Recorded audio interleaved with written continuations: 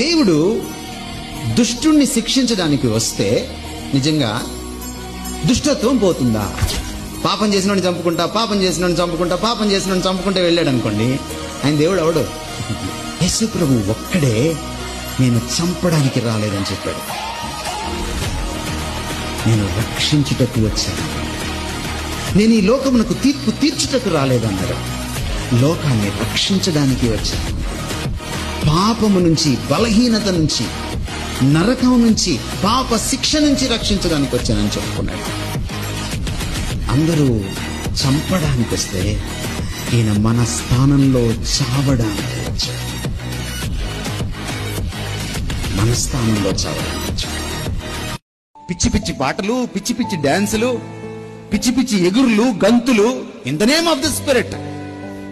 ఇది నకిలీ ఆత్మ, పరాయి ఆత్మ, పరిశుద్ధాత్మ కాదు. పరిశుద్ధాత్మ అరుస్తాడా? గందరగోళం చేస్తాడా? ఆయన అల్లరికి కర్త. ఆరాధించేటప్పుడు డాన్స్ చేయమంటాడా? ఏమనంటే దావీదు డాన్స్ అంటావు. నువ్వు ఉన్నావు అక్కడ? దావీదు డాన్స్ చేసినప్పుడు తమరున్నారా? దావీదు ఎలా డాన్స్ చేశాడు చూసారా? ఆయన స్టెప్పులు చూసారా మీరు?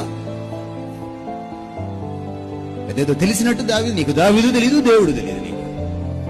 నీ డాన్స్ యూట్యూబ్ డాన్స్, నీ డాన్స్ సినిమా డాన్స్, నీ డాన్స్ ఇగో టీవీలో డాన్స్. ఈరోజు చర్చిలో డాన్స్లు ఇస్తున్నారు అపుంసపుం తెలియని ఆడపిల్లల చేత, చిన్న పిల్లల చేత.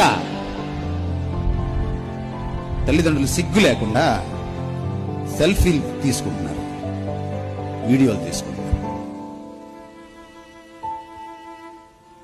What are you doing in the name of the spirit? ఆత్మ ఫలంలో ఒకటి ఉంది తెలుసా మీకు? ఆశా నిగ్రహం, సెల్ఫ్ కంట్రోల్.